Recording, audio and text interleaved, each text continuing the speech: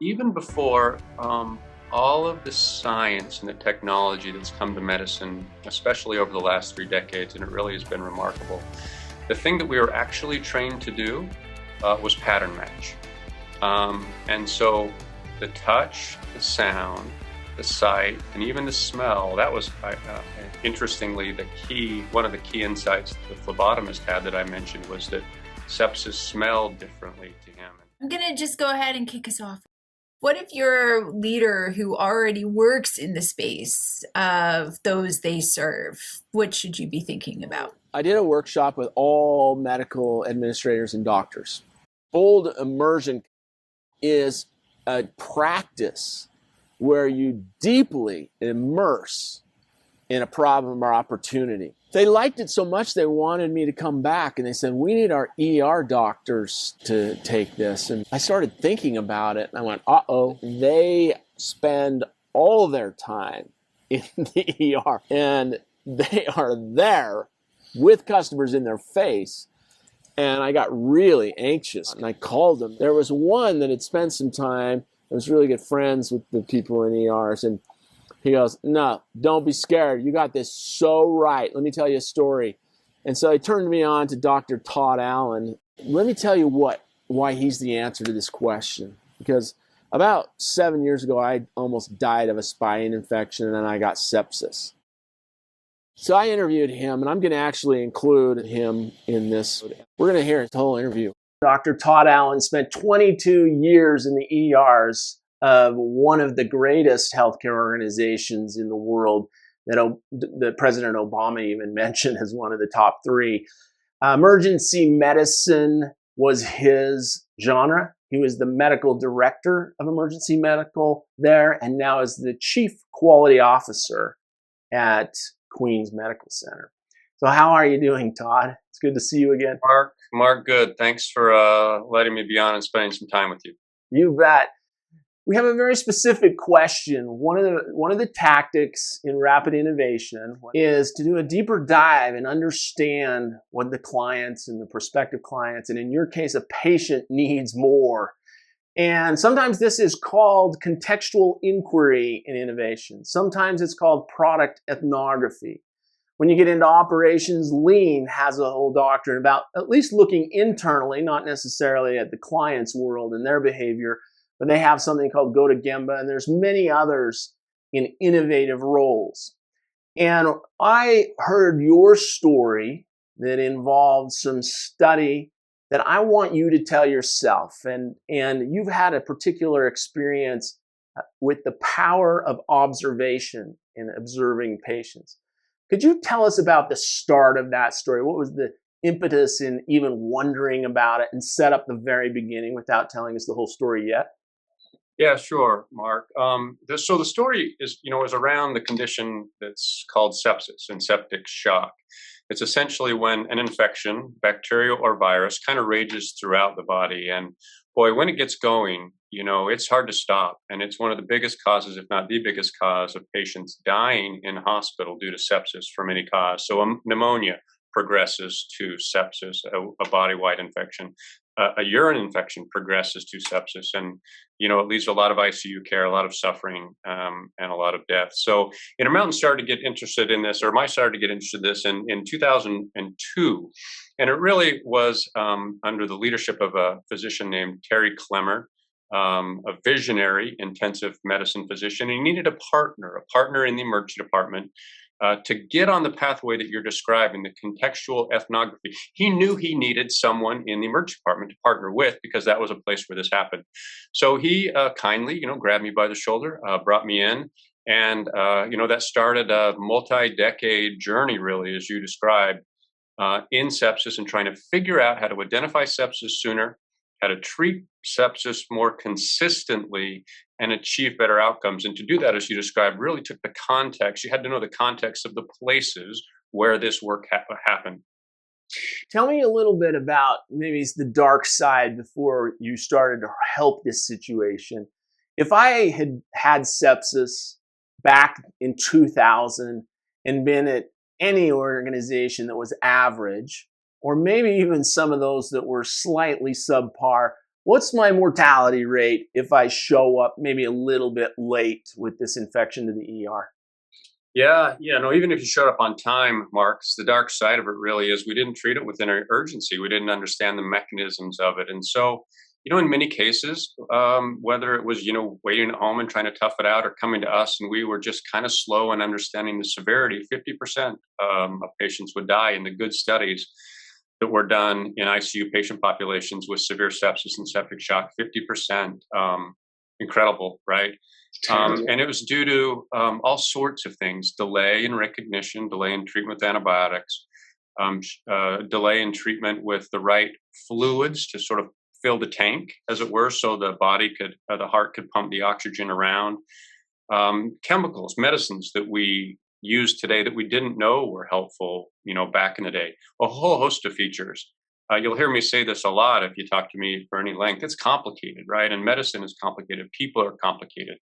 Emergency departments and ICUs are complicated. And so lots of things would slow us down, and one of every two people would die. It's amazing. Now, for those of us that don't understand the landscape, and maybe this is asking you to go a little bit too close to the ledge professionally, but if I were to show up at a hospital that wasn't that great, how low do you think some of those patients get a mortality rate? They show up at a subpar place. Well, first I would say that I don't think there's a hospital out there. I don't think there's clinicians out there, nurses, pharmacists, respiratory therapists who get up in the morning and go to work saying, I'm just going to kind of mail it in today. I'm going to try to, just go a little bit less than I'm capable of. I think people are lucky to work in a profession, who generally, there's bad apples everywhere, but, who really care.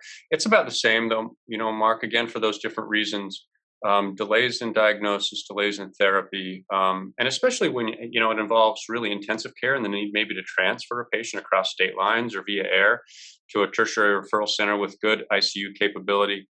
Again, one in two, in that neighborhood would die.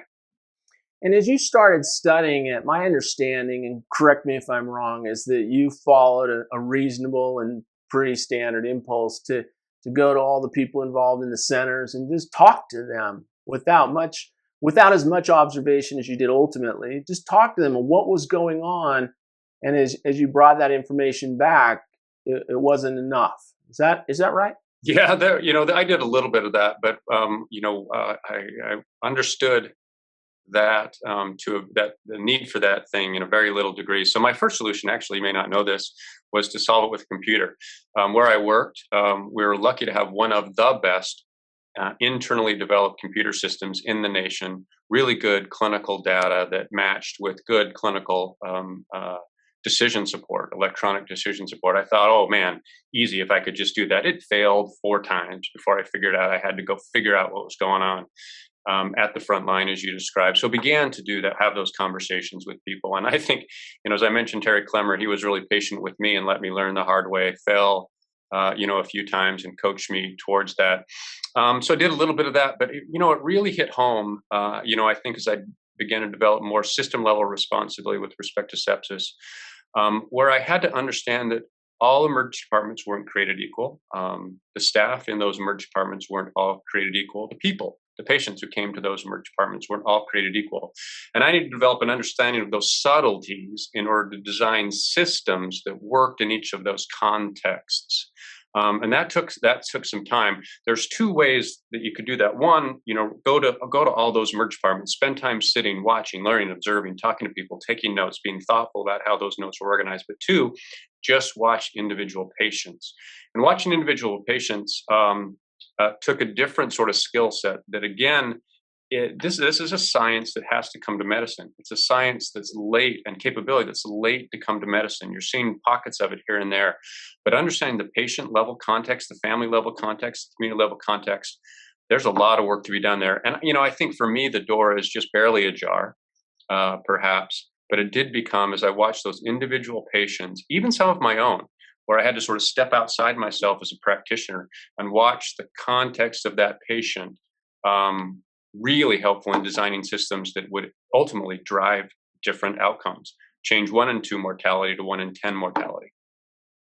is it hard in your setting, practically in a consumer environment or even a business to business environment? There's a lot of opportunity to take photographs and video, even if it's after the fact. But with HIPAA and such, was there any opportunity to do that? Were you just using your eyeballs and the lens that you had and the notes you could take, or how did that turn out? Yeah, we really didn't have the opportunity to do video recording sessions live, of those things. Too much privacy risk involved, not only for the patients, but for the providers. In simulation exercises, in recreating verbally those things, we had a chance to draw out some of those experiences, those cases in ways that were helpful, I think, Mark, in the way you're implying, but couldn't really rely on video. I think a great tool, and one of these days we'll get past that, right? One day the lens will be right here in the glasses and we'll be able to record and analyze across different venues in real time, but we're not there yet. And so you would reenact it in demonstration, dummies, and things like that. Sometimes purposeful simulation, the way you describe, and sometimes just a debriefing session. That could be very valuable as well. Seeing the context and having the conversations in the context. Excellent. It's interesting what you're saying about how you were focused on the one. I think that's a really important point. We did a large study, largest ever study of award-winning innovation, and what we discovered, almost paradoxically, well, at least ironically, is that the more you study the individual, you actually create a situation where you're 5 times the odds of affecting the masses. And counterintuitively, if you go out and you study the masses to affect the masses, your odds are that you'll affect fewer. So it's a counterintuitive situation. The more you dig into the individual, the more people you affect. And I think that presupposes what you said, that you're doing more than just one person, you're doing one at a time. But as soon as you get to any even remotely close to representative sample of individuals that you study, now you understand the depth of what's really going on rather than a more, shallow approach to trying to figure out everyone all at the same time. Is that about what you were trying to describe? Yeah, a vivid memory, Mark, as you described that, of I think one of the 2 or 3 tipping points in our approach to sepsis in this healthcare organization. And like I said, I had been trying to affect the masses by a computer solution for a couple of years. Very, very little success, didn't move the needle at all. I talked one day, I spent some time with a phlebotomist, someone you don't think of a ton in the emergency department. But it's one of those workers who has a particular knowledge set and a skill set that turns out to be essential to the process of both diagnosing and treating patients with sepsis. And I don't know, I guess I was just ready to listen in a different way that day, but finally heard him say things that I think he'd been probably saying all along. But the lights came on, as the story goes. And in that one conversation with that one person, that was one of those tipping points that allowed us as a team, maybe me as a leader of that team, to be able to design innovation and spread innovation in a way that we had not been successful heretofore. Interesting. What about as you're doing an interview like that, or coming to an ER and having those conversations in the context? One of the things that I've discovered and that our study bore out was that this isn't just about an intellectual learning. Like, to learn more, to do better is critical in this. That's a goal for sure. But another part of the goal is an emotional impact. When you're in the space of the problem where people are being treated or buying or using or whatever the case may be, if you're trying to help people and provide some service to people or product, getting that emotional impact and those semantic markers to all the little details just really powerfully implanted in your own mind changes the motivation, changes the determination and such. Did you have any of that going on in your experience? Yeah, I think it took me, thanks for asking, it took me a little while to develop that skill set. I think, one, because there is an emotional approach here, but 2, there's some real skills involved in bringing those together. And if I've gained any of that along the way, some of it has been through the jobs to be done theory. And what that sort of taught me there, there is a job to be done, but to understand what that job is and therefore what the services might be used to fit that job, it takes two things. It takes curiosity, that intellectual idea, but it really takes empathy. It takes the ability to be empathetic with the folks you're working with and understand, just as you said so well, what their context is. And I think I think I was naturally a person who liked to listen and understand people. Haven't always exemplified that skill set for sure. But once I brought that bit, I think, of additional knowledge into these situations, I was better prepared to see and hear the things that I needed to see and hear. Yeah. And as human beings, we are also naturally visual. And only a couple of our senses have direct highways right to the amygdala and some of the important emotional centers and such. Tell us a little bit of, you're a doctor, you probably bumped into this idea that humans are very visual versus other organisms. Tell me a little bit about that in relation to this that we're talking about. Gosh, I haven't thought of the amygdala though, Mark, in about 4 or 5 years. So I won't go into that in any great depth. What I'll say is that even before all of the science and the technology that's come to medicine, especially over the last 3 decades, and it really has been remarkable, the thing that we were actually trained to do was pattern match. And so the touch, the sound, the sight, and even the smell, that was interestingly one of the key insights the phlebotomist had that I mentioned was that sepsis smelled differently to him. And we could go into that story at a different time. But physicians and nurses were taught to pattern match using those senses. And it was for 2 purposes. It was one, to explain the present malady, what was wrong right now, because, prior to Google and all these internet, there was generally a kind of a poor understanding in the broader population of, man, something's wrong, I heard, but what is it? There was no place to turn to. So it was to explain the present condition, and it was to predict the future, to say, well, we've seen this pattern before, here's what's likely to happen. Oh, we've seen this pattern before. This is really bad, and this is what's likely to happen. We had no ability back in the day to change the future. We didn't have those medicines. We didn't have those technologies, but a really valuable skill set to explain the present and then predict the future turned out to be really important for consumers of healthcare. So it's always been, I think, from minute one in medicine, sensory awareness and taking the inputs of those senses to match to patterns of previously encountered conditions is, I think, one of the core features of medicine. Wow, that's powerful. So not just looking or talking, but even smelling, in this case, to help identify it and cure it, but also in research in any field, to just bring all the senses and not rely on being in a boardroom and having discussions with your coworkers to figure out what the offering should be, but right in the context where it happens, to turn all the senses on and all the lenses of all the senses to the idea of improvement and what's not going right, what is going right, what's a little boring and could be better. It's a powerful idea. All the senses, bringing them all in the context. I mention one more thing, Marcus. I don't think it's totally apocryphal. Lots of stories about physicians, dipping their finger into a patient's urine to taste it. And sugar diabetes could be, detected and processed then. So all the senses, including, sad to say, taste. Especially in that. Sounds like it sounds like a bad scout trip or something. So let me ask you this. As we talk about this identification of sepsis, tell us the rest of the story. What did you discover? What did you change? Remember, some of my audience is lay to technology and especially medicine. What happened? Well, if I've described kind of the noble side, maybe, of physicians for a moment, let me describe the less noble side for a moment, and that is the desire to be in control.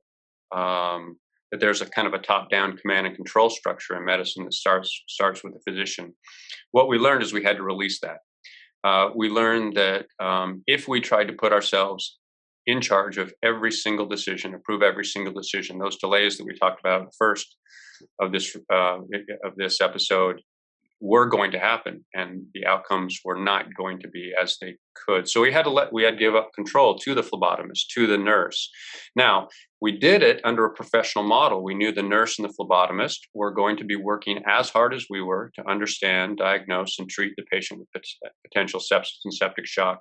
And by working as a team, now a team, we could get things done better. And so that helped us understand where we could change the process to make the process better and more accessible. Helped us understand what we could measure to make sure that we were changing and improving along the way, and gave us some outcome targets to shoot for as well.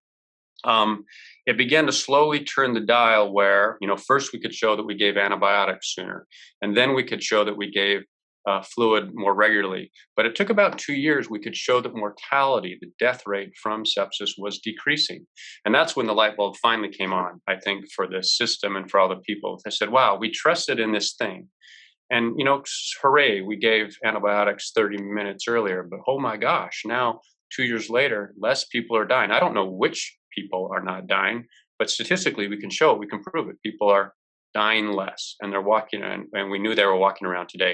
And that really was then, okay, we're all in now. Let's continue to push it. But it was by, again, I think listening to what was happening, where that work person interface, and then letting go of some of the control that we've tried for decades to maintain, for one reason or another. I hope that makes sense. Yeah, more of a modern leadership.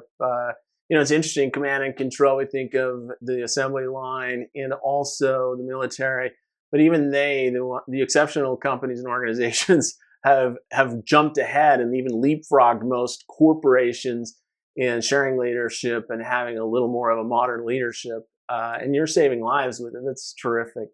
Tell us the progression of mortality rate and the story behind the actual results in lives, as you said. Yeah, we started out from that place of 50%, and in Utah we were a little less than that. I think partly because of different rates of underlying disease, about 34%, 35% when we started. But chipped away at it, and in our best performance period, we dropped the mortality rate. Now, the patient population is patients who show up in the emergency department, patients who have severe sepsis or septic shock, and who go to the ICU in that group. So a pretty sick population. And that was the one, the mortality rates beforehand were 50% in some of the big European trials and 35% at baseline at the healthcare organization. Got it down to about 8.6%, and we were able to describe that result and all the changes, the hundreds of changes in our approach to care that led up to that result in a publication. I think it was in 2011. So yeah, 8.6%, which to me, as far as I can tell, still represents the world's best standard for that population of patients. Now, in truth, right, we never got it that low again, at least while I was there. It tricked up to about 10, 11%. And that's, it hurts to think about that, because those numbers represent real lives, real people. The complexity, I think, the difficulty of sustaining, the difficulty of fully integrating, and again, the changing nature of the science. But cut the mortality rates by essentially 3 times. Unbelievable. And give us a magnitude, just a guess range, if you don't know the specifics, on how many people are getting sepsis every year, or whatever period you know. Oh boy, it's been a bit since I looked at that. It's one of the highest diagnoses in the country for sure. I guess I'd have to defer on the exact number across the country. What I do remember is that we could pretty confidently show that each year in a state like Utah, I've mentioned it, so I'll mention it again, there were about 150 people who would have died historically who didn't die because of the work. It's amazing. In most emergency departments in the country, let's say most teaching emergency departments in the country, this population would be about 10% of the population that comes in. It would be responsible for about 20% of all admissions, and about 1 in 5 of every person that presents to one of those big emergency departments gets admitted. So these are staggering numbers. It was our biggest cause of admissions and our biggest cause of mortality, in hospital mortality, when you looked at all comers. So it's an overlay. Yeah, you may have heart and cancer, but you're going to get this if you're not careful, and if you don't treat it fast, bad things happen. Yeah, it's a big number. Maybe I'll use myself as a reason to talk about the specifics of what you changed, just a few specifics. But, I started to feel pain in my back, and then I started saying, I'm not going to the ER because I have a $13,000 deductible and I don't want to pay, and it's just a backache. What are the symptoms? Why was that such a bad idea?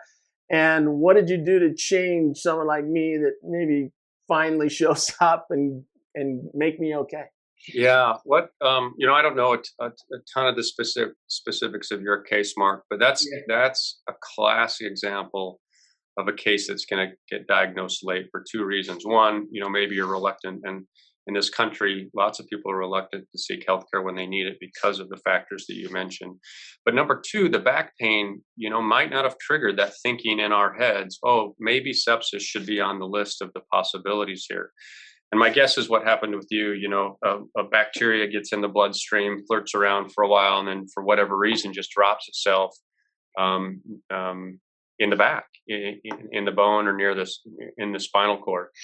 And it's a classic one. I can tell you, I've reviewed dozens of these cases where the first 2 times they come in, we diagnose with musculoskeletal back pain. And the 3rd time, when they come in shock, they have a high fever, the blood pressure's low, the heart rate's 120. By then it's obvious, right? But by then it's often too late for lots of reasons. So those 2 factors, I think what we did is we built decision-making up front. And again, democratized the decision-making process.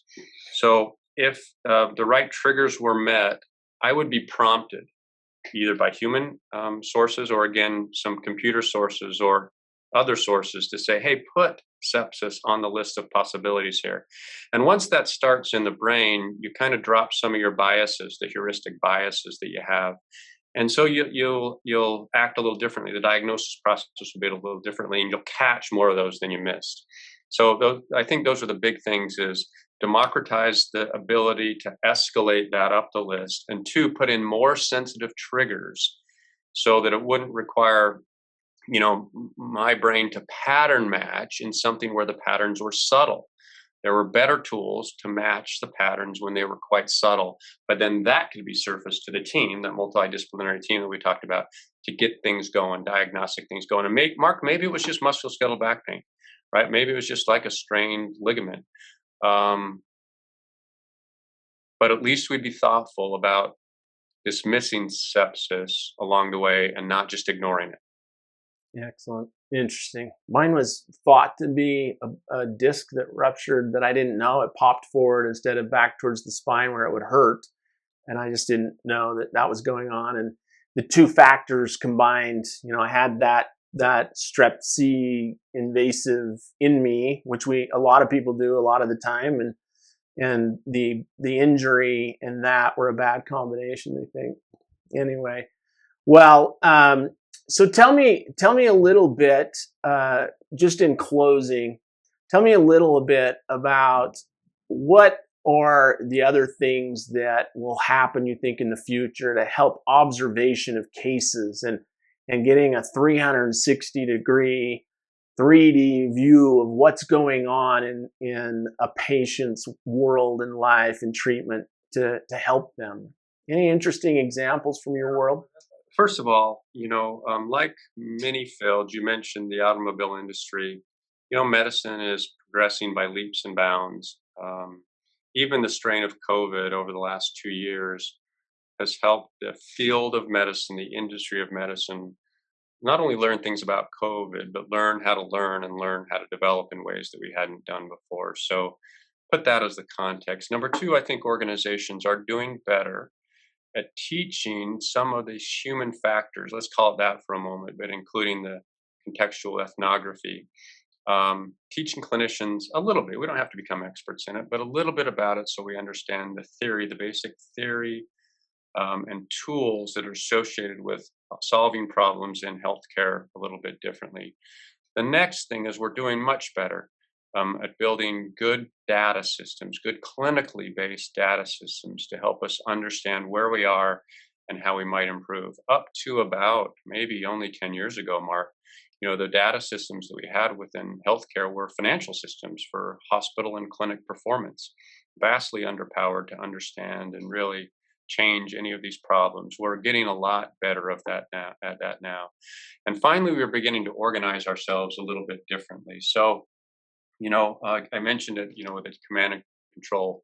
The teams to accomplish a healthcare goal have historically been one doctor, uber trained at the top, and then a nurse, and then an aide, and the patient, and that was the core team.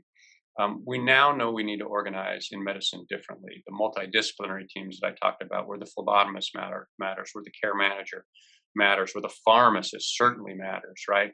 And bringing all of that knowledge into play around processes of care, not episodes of illness or disease, but processes of care, and organizing around the process itself. And I think that science being brought to medicine, again, those combination of features, putting us on the precipice, of great things. I don't think I can even imagine. Was it Bill Gates who said we almost always overestimate the change that will occur in 5 years and underestimate the change that will occur in 10? I can't even imagine what the next 10 years will bring. But you think of AI, and you think of video recordings of things, live video recordings. I think we're just on a really great point.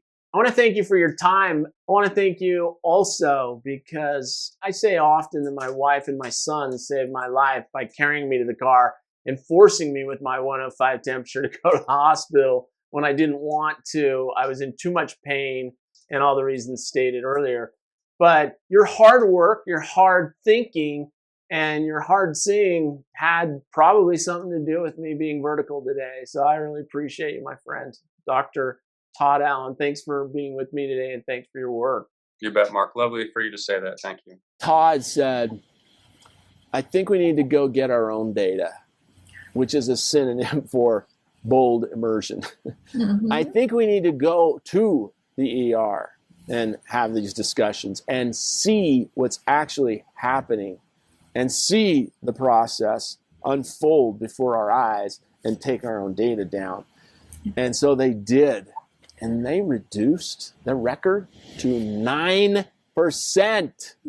just because they went on site with a fresh lens.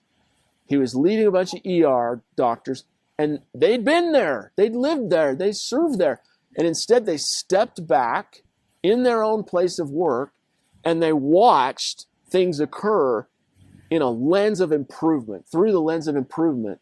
They looked for those problems and those opportunities in their own place of work, but through an objective, observable framework. It is extraordinary, and it is just changing how you're looking at it, right? So, which is amazing, which anyone could do, ER, anywhere else, right? It's just stepping back and really looking at where you're showing up today and how you view it. Is there anything else you can think of as an example where someone discovered something important only because they went and saw it firsthand? 2 hospital examples and then a couple other fun ones. The hospital room is an interesting place. I was there for 9 days during that one. And I think it was 8, but I was there for a long time. And I was a little crazy. I was on meds and I was in a lot of pain and such.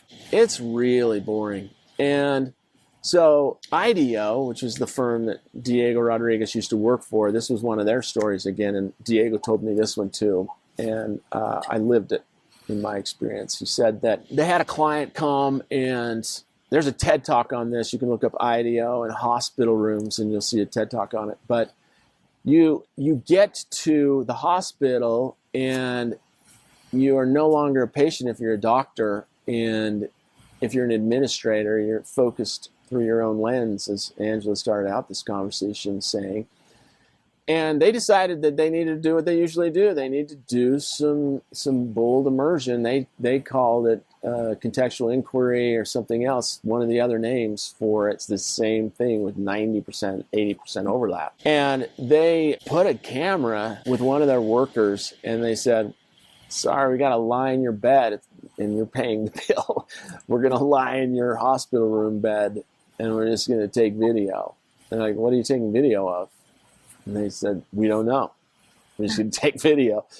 And so the poor employee that got to do this, he's lying in a hospital bed for a lengthy time, and he's just taking video from his eyes point of view. And this is such a funny outcome. He gets done, and so they take it to the board meeting where they're trying to get an agreement made, and the board says, "Okay, we've got IDEO here. We're going to have them present." And this gentleman gets up and he plays the video, and he goes, I just want to start with this video." And he plays the video, and it only makes it not very long. But if you're staring at a screen that's just showing the ceiling and no one's saying anything about it, it gets pretty long at about 5 seconds. So one of the board members, overconfidently says, I think we get the point. Okay. And so this gentleman was brave enough to say, "Oh, was that too long? Was that too boring for you to sit 8 seconds while your patients are sitting there for days?" I'm probably exaggerating how his tone of voice, but it made the point in the meeting. And they said, "What are you going to do about it?" They said, "We have several ideas." And they talked about all ideas. They put TVs on the ceiling instead of forward. They put this in the children's department. They wrapped it around the top of the rooms so that it was fun to look at the top of the rooms. And then another thing that they really did that was great is, there's MRIs. There's sadly, children are in hospitals and with really serious things, and they have to get MRIs. And anyone who's listening to this who's been in an MRI, the first time's not bad because you're an adult. It's very confining, and you get claustrophobia a bit, but it's okay. They play some music and stuff, and so you're okay. But the second time you're in one, you really get claustrophobia and kind of freak out, as we would say. And so these kids did not. They fought the MRI because they had to get multiple MRIs, and they did not like the MRIs. And they, in their observation, saw this happening. And so what they did is they started painting MRIs like Disneyland rides. Instead of the big white sterile thing, it had colors and characters and things. And they said, "No, this is going to be fun. We're going to take you on a ride." And they just changed the mindset of the kid. And the kid went right into the tube and took the MRI because it was fun instead of scary and medical. And so I love those two. Love that story. Was there anything else you could think of as an example? There's a photojournalist, a different one named Thomas Franklin. When 9/11 happened, everyone ran away from that second falling tower. And, you can see the video online if you haven't seen it and you're young. And it's just terrifying. Everyone's running away from the big cloud of catastrophe. Not Thomas Franklin. He's running in with first responders. He's the one that captured the photo of the firemen holding the flag up, like the famous soldier picture where they're holding the flag. And it brought the whole nation together because of that disaster. It made it onto the stamp. It was in a stamp which we used to use every day. And one of the most recognizable pictures in the country in history, because he ran towards the space of the problem instead of away. And metaphorically, that's what we're saying. You don't want to be scared. You don't want to hesitate. You want to run towards the space of the problem and experience it. That is where you get the bold immersion, is definitely running into it. Question, just to clarify a little bit more, does this tactic and its benefits span industries? I know you talked about emergency rooms, you talked about race cars, right, and the different spaces, but anything else to add on that? Yeah, each of these examples gives a little different angle, literally, at this tactic. I once shadowed a pricing manager from a national retailer who was shadowing her team as they went into the space of their potential customers and shadowed what they experienced with competitors. Let me share it with you. My name is Dina Peters, and I work for a Fortune 500 grocer where I'm the pricing manager for produce and floral. The issue that we were having was that all of the products in the store get automatically price checked from a third party. They can't do that with fresh product. So what we do is we have 23 markets where employees from stores go out to collect this competitive price check information. The information that was coming back from the store personnel was incomplete, inaccurate, and a lot of times we had to hunt it down because they actually didn't turn it in at the deadline. We were taking produce personnel out of the department. Produce, more than anywhere else in the store, needs service for the customer. I was invited to an innovative workshop, and what I really enjoyed was I had never been in a workshop before that made me do things during the workshop. So one of the things that we were told to do during the lab was to actually go out and see for yourself. What I didn't realize is that I learned a tremendous amount by watching for myself. I actually booked time with the field merchandiser and met him at a competitor, and we went to go and collect the price checks. He wanted to get out of there as fast as possible. So that again was going to create some pricing accuracy issues. I didn't realize how long the process took. On a good check, it took about 2 hours. And on a not so good check, it could take upwards to 4 or 5 hours. So that was 400 plus hours that the produce employees were away from the customer, being able to service and help them find what they needed. We went out to a competitor, and I was able to watch how they collected the price check data in one of their handheld systems. So we took one market out of the 23 markets, and we tested it on a weekly basis to collect all fresh produce, and we were able to roll it out into all of the markets. And what that did for my team was it completely flipped. And ultimately, this company is more competitive because of this team's great work. Obviously, the best part of this whole experience is that there are now 400 hours a month put back into the store to service the produce customer. So we were able to put $144,000 of service back into the produce department. And I know what you're thinking, well, how much did that cost you? But it didn't cost us anything. In fact, we saved $10,000 a month net. Love that story. Is there anything else you can think of as an example? Well, yeah, I got to tour Subaru of Indiana Automotive, and it was research for a book called The Great Work that I co-authored with David Sturt and the O.C. Tanner Institute. And he was kind enough to let me use video that I'm in or that I was involved with. And so I'm actually going to share this video too. It's one of the most popular videos I've done. It's an interview I did with the leader and their team that took that whole multi-million square foot facility, making 2 different types of cars, down to zero landfill, meaning that there are no dumpsters anywhere on premises. And that's hard to comprehend. She walks us through the journey. Thanks for joining us this far. We'd love you to continue and join us in the Bold Encounters Club that has premium access to exclusive content, premium action plans, and invitations to events.